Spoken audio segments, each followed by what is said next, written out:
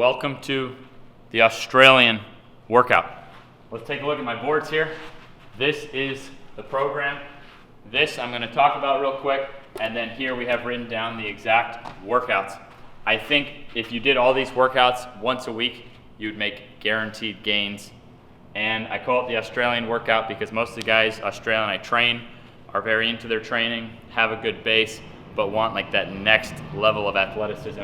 And in most Australian sports, rugby, Australian rules football, you need pretty well balanced athleticism. You can't just, do like just high jump and be skinny, or be just an American football lineman who can be fat and strong but not move well. So this is to make a pretty superhuman character, but there's a lot of little details about it. Let's get into these details. So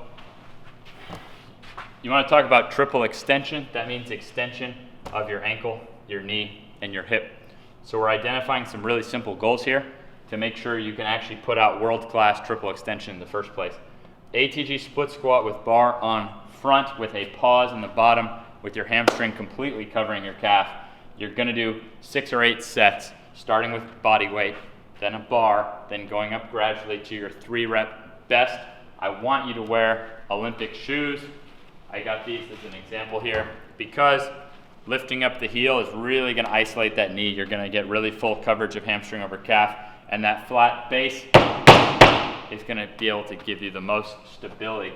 We only care about how strong can we get that knee extension. But when you finish that, if we look here in the triple extension workout, whatever weight you build up to, you're then going to take about a third of that, do a set of 10 on your seated good morning, and then you're going to do a set of 5 with about 2/3 of that, and then you're going to take whatever weight you used on the split squat, and you're going to go to failure. So again, my Australian guys usually don't have that elite world-class knee extension strength, but their deadlift, their hip strength is actually pretty good. Seated good morning abs to bench is going to make sure we get that world-class. We want to get to where you can do your own body weight and additional load on both those exercises. And when you finish your seated good morning, you're then going to take, say you had the bar and say you had 20 kilos on each side. So you'll take a 20 kilo dumbbell and you're going to do 3 sets to failure on your calf raise. But this is where it gets different because most of my Australian guys are not strong in that extension. I don't give a shit if you can do 10 reps in a row. You're getting all 3 sets of 10. So you'll stay on one leg and you just wait until you get all 10 reps. Then you're going to the other leg. So you're not stopping. You're just going back and forth. Your calves, that 3 sets of 10, but with the right weight balanced to your knees and hips, you're getting enough volume at the right weight. You're probably going to be sore for days in your calves from that 3 sets of 10. But now let's look in the details here. Where you start to get freak athletic is when you realize that triple extension needs triple flexion. And that's what's missed on the globe right now is triple flexion in addition to triple extension. Not to mention, we're isolating triple extension not as one overall thing, but isolating each point with math to guarantee our gains. But now, you talk about your split squat, I want you doing Nordic. That's knee flexion. I want you balancing that up because triple extension is what gets you going. But it's triple flexion, knee flexion strength, hip flexion strength that keeps you going, and then ankle flexion strength that allows you to decelerate. So triple extension is your potential in sports. Triple flexion is what we're actually seeing out on the field. So Nordic, 3 sets of 10. Same thing with your calf raise. Flat bench. I don't care if you can only do 1 rep. Think of it as a cluster set. Think of it as Olympic weightlifting. And I don't care if 3 sets of 10 is easy. Fight that thing down as straight as you can every rep. You're going to get gains. Guaranteed gains. That's the whole point of this program. Low cable pull-in. You got to get a cable set up. Put something behind you that's immovable. This exercise is so valuable for that elite speed. And I want you to do 3 sets of 10 with half your body weight. If you have a really solid cable machine, half your body weight, 3 sets of 20. Again, I don't care how long it takes you to get that 20 reps. I don't care if you have to stop. Don't take the straps off. Go until you get 3 sets of 20. A normal cable machine, half body weight is really tough. Occasionally, you get some pulley machines where it's actually easier than the weight says. So, get a solid brand, use a solid brand of cable, and that's going to be perfect. That's going to be world-class, 3 sets of 20 with half your weight. And then lastly, tibialis, you're going to band up. It's only 3 sets.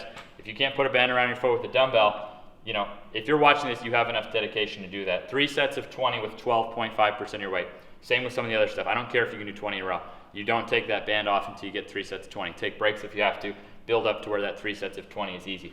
That is your triple flexion workout, and those are your world-class standards for triple flexion. So we got triple extension world-class standards. We have triple flexion world-class standards, and I wish we could stop right there, but to really build up to world-class speed and aggression, and now we're getting into a contact sport, we also want world-class dips and chins.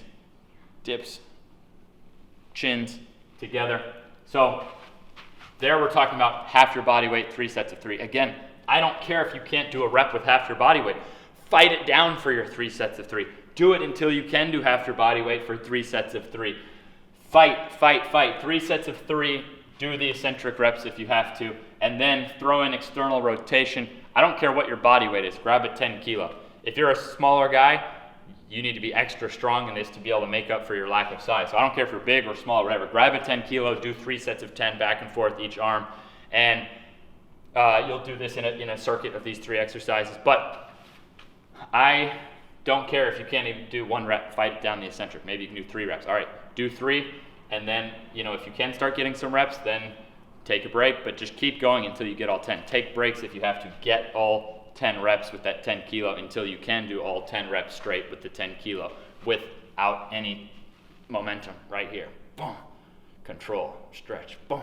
So there you go. Now you have world-class upper body, the dips and chins for your arm speed and the external rotation for all the close combat stuff to protect your shoulders and make you actually a badass when you're in close combat. And then I wish we were done after that, but that's not all, because in our sport we have then agility, we have reaching, bending. So now we get into the nooks and crannies workout, and that is where we're opening up the groins and we're getting the back super strong in a rounded position, opening up the QL. So this is anything agility, groin, twisting with the back. Wish we didn't have to do it, but we do. Nooks and crannies. Start with your calf stretch, 3 minutes. Here we are right here. Calf stretch 3 sets, 90 seconds each. We're opening up the calves before we do Jefferson curl, because most guys are too tight in the calves, and when they do the Jefferson curl, they're not fully straight. I want your knees fully straight. 6 to 8 sets, building up sets of 3, like your split squat. We're really putting the muscle mass on the spinal erectors, and your goal is to work up to where you can do your body weight for 3 reps, wrists below toes. And then when you do that, you're now nice and stretched out this way. So there's different kinds of when it comes to your hip flexors and your abs. Low cable pulling is more of a direct antagonist to seated good morning, but then toes to bar is more of a direct antagonist to your Jefferson curl. 3 sets of 10, touching your toes to bar on stall bars. Again, I don't care if you can do 10, you're gonna get all 10 reps. If you can only do 2 reps, do 2, rest, get them. Take as long as you take, get 10 reps, that's a set. So basically, you're doing 30 reps there, toes to bar. Your abs are probably gonna be sore for days. Then, and if you can't even do 1, have someone push your abs to the bar and fight the eccentric. That's gonna make gains. Then you're moving on to 90-90 internal and external. Very important, 3 minutes on each, just relax. And that's gonna open you up for the weighted butterfly, 3 sets of 20. Wanna get those knees to the floor. The goal in the weighted butterfly is actually to use as little weight as possible. That's not one that we're trying to drive up a ton of weight, because if the groin is open, then playing your sport itself is gonna put a lot of strength in there.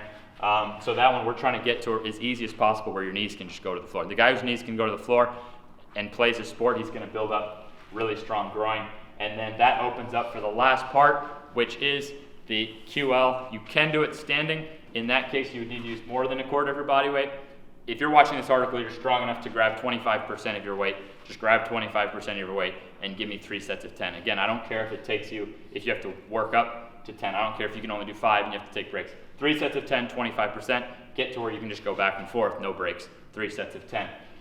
Now, we've hit everything in your body.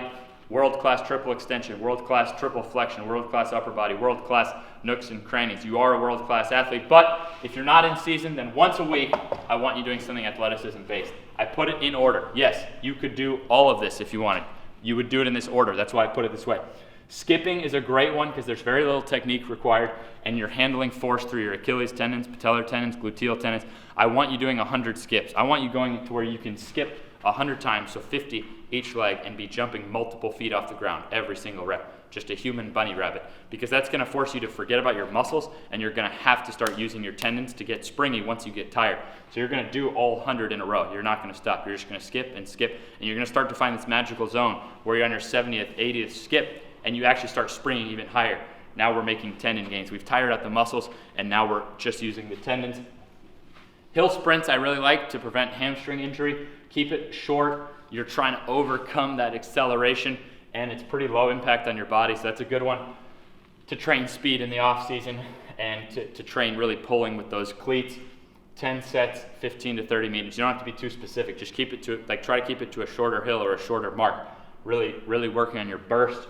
And then air runner or top speed sprints is another great protector of your hamstrings and to prevent tweaks, because you're going up to absolute top speed. If you see the camera over here, this would be like an air runner. That thing wants your feet to just be flying. If you have a nice big open space, then just start out slower and then build up to top speed so you reach your true top speed. And on either of them, if you're on your own, maybe find a buddy and go together and build up and see who can stay at top speed until one guy, taps out. And then same with the air runner. Watch the speed. Get it going as many kilometers per minute as you can, and until you tap out. And then power snatch is another good one you can do. But I don't want you testing your power snatch like Olympic weightlifter style. I want you what you can actually catch in like the top quarter, that you land like with an athletic stance, that you're not going to where you're having to squat down really deep for it. Really testing your power there. And then rhythm squat is now where you're going knees over toes. All this is videos. And rhythm squat, you're going knees over toes, 3 sets of 50. Do 1 set light, 1 set medium, and then 1 set heavy, ideally with, that's a typo, 200% of your body weight. So ideally you would go like 100% for 50, full recovery, 150% for 50, full recovery, and then 200% for 50. And that is actually going to be protecting your knees and putting really protective bounce and elasticity in your muscles around your knees. Heavy sled drive, 10 sets of 10 meters. It should be something so heavy that 10 meters feels like cardio, like it's that hard to just push. And that's going to force you to really get your knees way over your toes, be working your Achilles and your feet. It's awesome for your feet and your Achilles, and getting you comfortable with that incredible acceleration position. So in that order, even if you only pick 3 of them, say you did skipping, power snatch, sled, hill sprint, air runner, rhythm squat, whatever it is, I would do them in this order.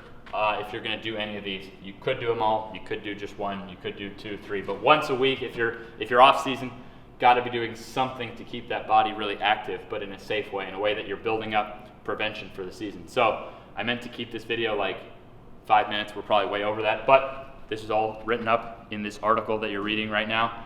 And it's on the app as well, so with videos, everything. So Australian program, you don't actually have to be Australian to do it.